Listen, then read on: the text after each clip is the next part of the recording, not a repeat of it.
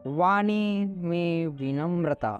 एक बार एक राजा और एक मंत्री और सैनिक जंगल की ओर भ्रमण के लिए निकले। जंगल में भ्रमण करते करते राजा को प्यास लग गई। राजा साहब ने अपने सैनिक से बोला कि जा पानी ले आ। सैनिक वहाँ से चल पड़ा और इधर उधर जंगल में देखने लगा कि कहीं भी तो पानी दिखाई दे।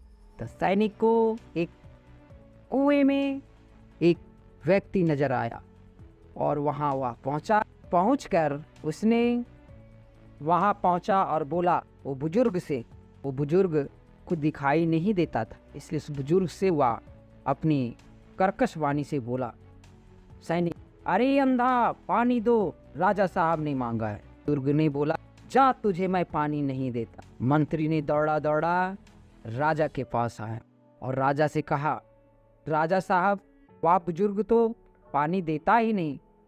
तो राजा साहब ने अपने मंत्री से कहा कि मंत्री जी मेरा कंठ सूखा जा रहा है, आप पानी लेकर आए। मंत्री भी जंगल की ओर चल पड़ा तो उसे भी वही कुआं वही बुजुर्ग दिखाई दिया। वह वहाँ पहुँचा और उस बुजुर्ग से बोला, राजा साहब पानी मांगे हैं।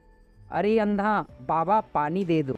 बुजुर्ग को गुस्सा लगा और बुजुर्ग ने कहा, लगता है कि पहले वाले का तुम सरदार लगते हो, मैं तुझे पानी नहीं दे सकता।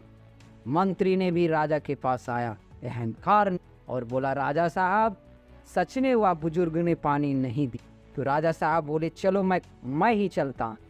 और तीनों मिलकर उस बुजुर्ग के पास आए कुआं के पास और राजा साहब ने बड़ा प्रेम पूर्वक कहा कि बाबा मेरा कंठ सूखा जा रहा है, आप मुझे पानी पिला देते, बड़ी कृपा हो। उस बुजुर्ग ने कहा कि राजा साहब आपको नहीं पानी पिलाएंगे तो किसको पिलाएंगे, लीजिए पानी पीजिए।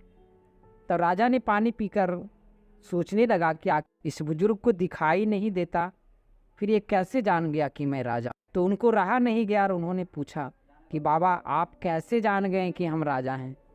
तो उस बुजुर्ग बाबा ने बोला कि जो पहले आया था राजा साहब वो आपका सैनिक था और जो उसके बाद आया वो मंत्री था और आप आए तो आप राजा थे। तो आपको नहीं पानी पिलाता तो किसे पिलाता। तो राजा साहब ने फिर बोला आप फिर कैसे जान गए। तो बोले राजा साहब वाणी से मैं जान गया कि आप राजा हैं और वह आपका सैनिक है, वह मंत्री है। इसलिए बच्चों वाणी में मधुरता और मिठास लाना चाहिए और विनम्र से बोलना चाहिए। ये कहानी से यही सीख मिलता है, इसलिए सभी से विनम्र से बोले।